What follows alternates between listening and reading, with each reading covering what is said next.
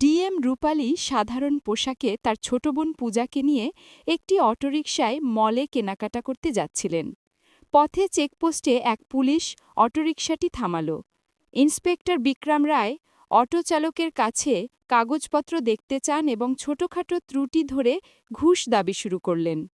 Police inspector বললেন, তোমার গাড়ির পলিউশন সার্টিফিকেট নেই, চালান কাটতেই হবে।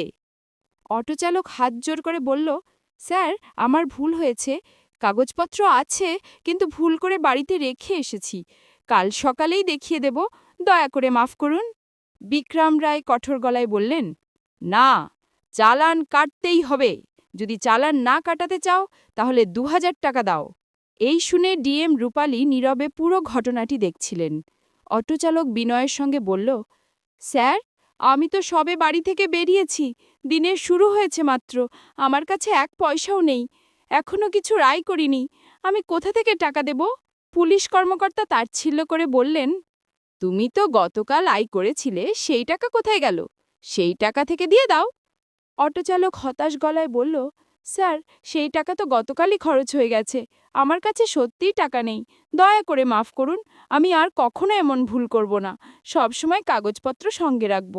এই কথোপকথনের মাঝখানে রূপালী চুপচাপ সব শুনছিলেন ও দেখছিলেন। তখন বিক্রম রায় অটোচালকের ওপর চড়াও হয়ে বললেন, এই গরিব ভিখারি, তোর কাছে 2000 নেই? যেভাবেই হোক আমাকে 2000 টাকা দে, নইলে তোর অটো বাজেয়াপ্ত করব। অটোচালক ভীত কণ্ঠে বলল, স্যার, আমি কি এমন কি অপরাধ করেছি যে আপনি আমার অটো বাজেয়াপ্ত করবেন? আমি কি এত বড় কোনো ভুল করেছি? এই কথা শুনে বিক্রম রায় রাগে অগ্নিশর্মা হয়ে অটোচালককে এক চড় মারলেন এবং বললেন, তুই আমার সঙ্গে তর্ক করছিস? তোর এত সাহস! এই দৃশ্য দেখে রূপালী হতবাক হলেন। তিনি অটো থেকে নেমে পুলিশের সামনে এসে বললেন, এই ড্রাইভারকে চড় মারার অধিকার আপনাকে কে দিয়েছে? এটা কোনো সঠিক পদ্ধতি নয়। সেই সময় রূপালী গোলাপি সালোয়ার স্যুটে ও সাধারণ চটি পরেছিলেন। তিনি তার বোন পূজার জন্য কাপড় কিনতে মলে যাচ্ছিলেন। পুলিশের মনে হল তিনি বোধহয় একজন সাধারণ মেয়ে, যিনি তাদের সঙ্গে এভাবে প্রশ্ন করছেন। রূপালীর কথা শুনে বিক্রম রায় আরও রেগে গেলেন। তিনি তীক্ষ্ণ সুরে বললেন, তুই আমাকে শেখাবি আমার কি করা উচিত? মাঝখানে কথা বলতে কে বলল? বেশি বকবক করিস না, নইলে তোকে হাসতে পুড়ে দেব। আমি পুলিশ, চাইলে এখনই তোকে গ্রেপ্তার করতে পারি। মারামারি করিস না, বুঝলি? বিক্রম রায়ের কোনো ধারণা ছিল না যে তিনি যার সঙ্গে এভাবে কথা বলছেন তিনি আসলে একজন ডিএম অফিসার। রূপালী শান্তভাবে বললেন, স্যার, আপনি পুলিশ বলে কি মানুষকে রূঢ়ভাবে ব্যবহার করবেন? গরিবদের কাছ থেকে জোর করে ঘুষ নেবেন? আপনি যা করছেন তা শুধু অন্যায় নয়, আইনেরও বিরুদ্ধ। রূপালীর কথা শুনে বিক্রম রায় ক্রোধ সামলাতে না পেরে রূপালীকে একটা চড় মারলেন। তুই আমাকে আইন শেখাচ্ছিস? তখন থেকেই দেখছি তুই অনেক বকবক করছিস। তোর মনে হচ্ছে তুই আমার চেয়ে বেশি আইন জানিস? আর রাগিও না, না হলে তোকে আর তোর বোন পূজাকে জেলে পাঠাবো। এখন এখান থেকে সরে যা। অটোচালক সব দেখে ভয় নিশ্চুপ রইল। রূপালী নিজের রাগ সংযত করলেন। তিনি ইচ্ছাকৃতভাবে নিজের পরিচয় প্রকাশ করলেন না। তিনি দেখতে চাইলেন যে বিক্রম রায় কত দূর যেতে পারেন। কিছুক্ষণ পরে অটো তাদের মলের সামনে নামিয়ে দিল। রূপালী পূজাকে নিয়ে ভিতরে গিয়ে তার জন্য সুন্দর সুন্দর কাপড় কিনলেন। বাইরে থেকে তিনি শান্ত দেখালেও মনে মনে তিনি ঠিক করলেন বিক্রম রায়কে শিক্ষা দিতে হবে। আইনের অপব্যবহার করা এমন অফিসার থানায় থাকার যোগ্য নয়। পরের দিন সকালে রূপালী তার আসল পরিচয় গোপন করে সাধারণ পোশাকে থানায় পৌঁছলেন। থানায় ঢুকতেই তার চোখ পড়ল সামনের চেয়ারে বসা ইন্সপেক্টর বিকাশ চৌধুরীর দিকে। তিনি আরামে পাখা নাড়ছিলেন এবং মোবাইলে কথা বলছিলেন। রূপালী বিকাশ চৌধুরীর কাছে গিয়ে বললেন, স্যার, আমার একটি রিপোর্ট লেখাতে হবে। রূপালীর আর কিছু বলার আগেই বিকাশ চৌধুরী তাকে মাঝপথেই থামিয়ে দিয়ে বললেন, কার বিরুদ্ধে রিপোর্ট লিখতে চাস? তুই কি জানিস না রিপোর্ট লেখার ফি 5000 টাকা? টাকা এনেছিস? টাকা না থাকলে তাড়াতাড়ি বেরিয়ে যা। এই কথা শুনে রূপালীর চোখ লাল হয়ে গেল। তিনি বিস্মিত হলেন যে এই থানায় এমন খোলাখুলি দুর্নীতি চলছে, আর জেলার ডিএম হওয়ার সত্ত্বেও তিনি এতদিন এর কোনো খবরই পাননি। রূপালী দীর্ঘ শ্বাস ফেলে কঠোর কণ্ঠে বললেন, স্যার, আপনি আমাদের কাছ থেকে ঘুষ কেন চাইছেন? রিপোর্ট নথিভুক্ত করার জন্য কোনো টাকা লাগে না। আপনি যা করছেন তা শুধু অন্যায় নয়, আইনেরও বিরুদ্ধ। এই কথা শুনে বিকাশ রেগে গিয়ে বললেন, কি বললি? আমি ভুল করছি? তুই নাকি আমার চেয়ে বেশি আইন জানিস? বেশি কথা বলিস না, না হলে এখনই তোকে ভেতরে ঢুকিয়ে দেব। রূপালী তখন বুঝলেন এই ইন্সপেক্টরও বিক্রম রায়ের মতোই দুর্নীতির পথে হাঁটছেন। তিনি শান্তভাবে জিজ্ঞাসা করলেন, আপনার থানার ইন্সপেক্টর বিক্রম রায় কোথায়? বিকাশ বিরক্ত হয়ে উত্তর দিলেন, তার সঙ্গে তোর কি কাজ? আমার সঙ্গে প্রশ্ন করিস না, নিজে গিয়ে কথা বল। রূপালী আবার দৃঢ় গলায় বললেন, স্যার আপনি রিপোর্ট লিখুন, নইলে আমি আপনার বিরুদ্ধে ব্যবস্থা নেব। আপনি জানেন না আমি কে? বিকাশ ঠাট্টা করে হেসে বলল, তুই আমাকে ভয় দেখাচ্ছিস? তোর চেহারা দেখে তো মনে হচ্ছে তুই হয় ভিখারি, নয়তো কোনো বাড়িতে কাজ করা ঝাড়ুদার। এখানে রিপোর্ট লেখা হবে না, এখনই বেরিয়ে যা, নইলে ধাক্কা মেরে বের করে দেব।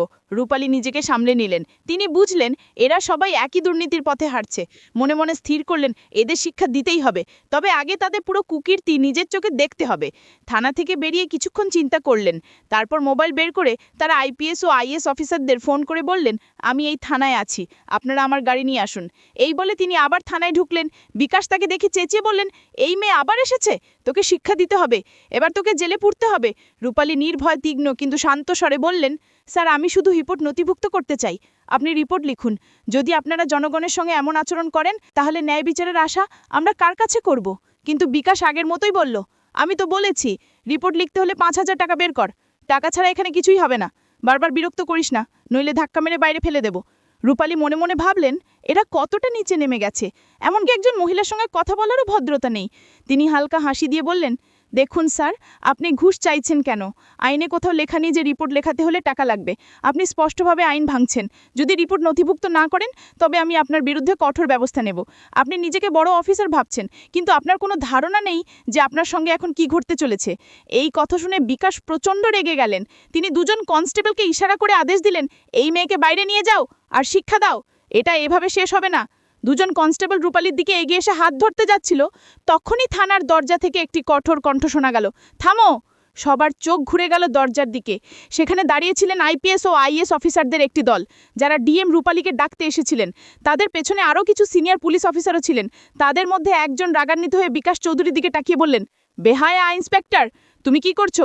এখনই তোমার ইউনিফর্ম খুলে ফেলা হবে এবং সারা জীবন জেলে পচতে হবে। এই কথা শুনে বিকাশের হাত পা কাঁপতে লাগলো, তার কপাল থেকে ঘাম ঝরতে লাগলো। হকচকে বলতে শুরু করলেন, স্যার এই মেয়ে কিন্তু। তার কথা শেষ হওয়ার আগেই রূপালী এগিয়ে এলেন। তার মুখে তখন দৃঢ়তা আর তেজ স্পষ্ট। তিনি গম্ভীর কণ্ঠে বললেন, চুপ করো বিকাশ, আমি কোনো সাধারণ মেয়ে নই, আমি এই জেলার ডিএম। আমি নিজের চোখে দেখেছি এখানে সাধারণ মানুষের সঙ্গে কিভাবে ব্যবহার করা হয়। তোমার মনে হয় এই থানা তোমার ব্যক্তিগত সাম্রাজ্য? এখন তুমি বুঝবে আসল আইন কি। হঠাৎ থানার পরিবেশ পুরোপুরি বদলে গেল। কনস্টেবলরা একে অপরের মুখের দিকে তাকাচ্ছিল। আইএএস অফিসার রাগের টেবিলে হাত মেরে আদেশ দিলেন, কনস্টেবল, এখনই ইন্সপেক্টর বিকাশকে হেফাজতে নাও। এক মুহূর্ত দেরিও বরদাস্ত হবে না, নইলে পরিণাম তোমরা জানো। পুরো থানা মুহূর্তেই নীরব হয়ে গেল। যে বিকাশ কিছুক্ষণ আগেও সিংহর মতো গর্জন করছিল, সে এখন হাত জোড় করে মিনতি করছিল। কাঁদতে কাঁদতে রূপালীর দিকে তাকিয়ে বলল, ম্যাডাম আমার ভুল হয়ে গেছে, আরেকটা সুযোগ দিন, নইলে আমার চাকরি চলে যাবে। কিন্তু রূপালীর চোখে বিন্দুমাত্র মায়া ছিল না। তিনি ঢান্দারা কঠোর স্বরে বললেন, ভুল তখনই ভুল যখন তা একবার হয়। তোমার কাজ ভুল নয়, অভ্যাস, আর এর শাস্তি তোমাকে পেতেই হবে। জনতার কণ্ঠস্বর দমন করা, আইনের মজা করা আর নারীর অপমান করা, এসব অপরাধ ক্ষমার যোগ্য নয়। ডিএম রূপালী তার আইপিএস অফিসারের দিকে তাকিয়ে বললেন, এদের তৎক্ষণাৎ সাসপেন্ড করো এবং হাত করা পড়াও। আইপিএস অফিসার ইশারা দিতেই দুজন কনস্টেবল এগিয়ে এসে ইন্সপেক্টর বিক্রম চৌধুরীকে হাত করা পরিয়ে দিল। থানা প্রাঙ্গণে উপস্থিত বাকি পুলিশকর্মীরা মাথা নিচে করে দাঁড়িয়েছিল। যখন বিকাশকে নিয়ে যাওয়া হচ্ছিল, ঠিক তখনই থানার মূল গেট দিয়ে ইন্সপেক্টর বিক্রম রায় ঢুকে পড়লেন। তার মুখে এক ধরনের অস্থিরতা ফুটে উঠল। পরিস্থিতি না বুঝেই তিনি ভেতরে চলে এলেন। রূপালীকে সামনে দাঁড়িয়ে দেখে তার হোশ উড়ে গেল।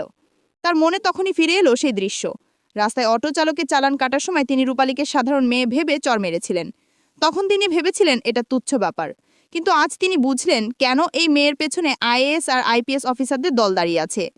বিক্রম রায়ের মনে হলো, যাকে আমি চর মেরেছিলাম সে নিশ্চয়ই ডিএম অফিসে অভিযোগ করেছে, তাই অফিসাররা তদন্তে নেমেছে। তিনি কাপা গলায় বড় অফিসারদের উদ্দেশ্যে বললেন, স্যার এই মেয়ে একেবারে দুষ্টু। আমি যখন এক অটো চালকের চালান কাটছিলাম তখনই আমার সঙ্গে ঝগড়া করতে শুরু করে আর আমাকে মারতেও আসে, তাই আমি ওকে কিছু কঠিন কথা বলেছি। তারপর ডিএম অফিসে অভিযোগ করেছে, তাই আপনারা এখানে এসে বিকাশ চৌধুরীকে গ্রেফতার করেছেন। আসলে আপনাদের এই মেয়েকেই গ্রেফতার করা উচিত ছিল। তার কথার পর থানার ভেতরে নীরবতা নেমে এলো, যেন সবাই বুঝে ফেলল বড় কিছু ঘটতে চলেছে। ঠিক তখনই আইপিএস অফিসার রেগে গিয়ে দেবাশিসের গালে এক চড় মারেন এবং কঠিন কণ্ঠে বললেন, ইন্সপেক্টর বিক্রম, তুমি হদ্দতে সীমা পার করেছ। তুমি যার সম্পর্কে বাজে কথা বলছো তুমি জানো না সে কে? এই কথা শুনে বিক্রম রায়ের বুক ধরফর করতে লাগলো। তার মনে হলো হয়তো হার্ট অ্যাটাক হয়ে যাবে। কাঁপাও ভূত কণ্ঠে তিনি বললেন, স্যার আপনি কি বলছেন? এই ম্যাডাম আসলে কে? আইপিএস অফিসার কিছু বলার আগেই রূপালী কার দিকে সরাসরি তাকালেন। তার চোখে সেই আগুন যা তিনি সেদিন চর খাবার সময় দমন করেছিলেন। রূপালী তীক্ষ্ণ গম্ভীর স্বরে বললেন, মনে আছে সেই চর? আজ সেই চর তোমার পুরো জীবনের জন্য ভারী হয়ে যাবে। ইন্সপেক্টর বিক্রম, তুমি সেদিন ভেবেছিলে একজন সাধারণ মেয়েকে অপমান করে তুমি জিতে গেছো, কিন্তু বাস্তবতা হলো সেই চর আমার আত্মাকে আঘাত করেনি, বরং তোমার পুরো সিস্টেমের নোংরামি উন্মোচন করেছে। তুমি শুধু আমাকে মারোনি, তুমি সেই জনতার কণ্ঠকে মেরেছ যারা তোমার কাছ থেকে ন্যায়ের আশা করে। থানার ভেতরে এমন নীরবতা ছড়িয়ে পড়ল যেন সবার কণ্ঠকেও কেড়ে নিয়েছে। বিক্রম রায়ের মুখ এক মুহূর্তে বিবর্ণ হয়ে গেল। তার ঠোঁট কাঁপছিল, কিন্তু গলায় কোনো শব্দ বের হচ্ছিল না। রূপালী দৃঢ়স্বরে বললেন, আজ আমি শুধু ডিএম হয়ে আসিনি, আমি এসেছি সেই সব মানুষের পক্ষে দাঁড়াতে যাদের তোমার মতো অফিসাররা সর্বত্র অপমান করে। রাস্তায় হোক, থানায় হোক বা অফিসে। তোমরা ভেবেছ ইউনিফর্ম পরে নিজেকে ভগবান ভাবতে পারো, কিন্তু আজ তুমি জানবে আইন সবার জন্য সমান, পুলিশেরও জন্য। এই বলে রূপালীর টেবিলে জোরে হাত মেরে চমকে দিলেন সবাইকে। তিনি উচ্চস্বরে বললেন, কনস্টেবল, ইন্সপেক্টর বিক্রম রায়কে গ্রেফতার করো, ইউনিফর্ম খুলে ফেলো এবং এখনই সাসপেনশনের রিপোর্ট তৈরি করো। আইপিএস অফিসার এক সেকেন্ডও দেরি না করে ইশারা দিতেই দুজন কনস্টেবল এগিয়ে এসে বিক্রম রায়ের হাতে হাতকড়া পরিয়ে দিল।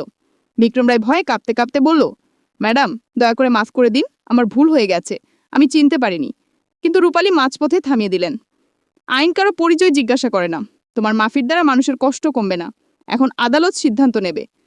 পুরো থানার নিঃশ্বাস বন্ধ করে শুনছিল।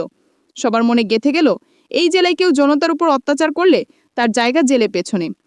বিকাশ চৌধুরী এবং বিক্রম রায়কে হাতকড়া পরিয়ে বাইরে আনা হলো। বাইরে জমে থাকা ভিড় ফিসফিস করতে লাগলো। বিশ্বাস করতে পারছিল না দুই বড় পুলিশ অফিসার আজ অপরাধীর আসনে। আইপিএস অফিসার মিডিয়াকে স্পষ্ট করে জানালেন, এখন থেকে এই জেলায় দাদাগিরি নয়, আইনই চলবে। পুলিশ হোক, নেতা হোক কিংবা সাধারণ মানুষ, ভুল করলে শাস্তি পাবে। ভিড় তালি বাজাতে লাগলো। কেউ কেউ মোবাইলে ভিডিও তুলছিল। মনে হচ্ছিল এটি এক ঐতিহাসিক মুহূর্ত। কনস্টেবলরা দুজনকে জিপে তুলে সোজা জেলে নিয়ে গেল। জেলের গেটে গাড়ি থামতেই জেলার নিজেই বাইরে এলেন।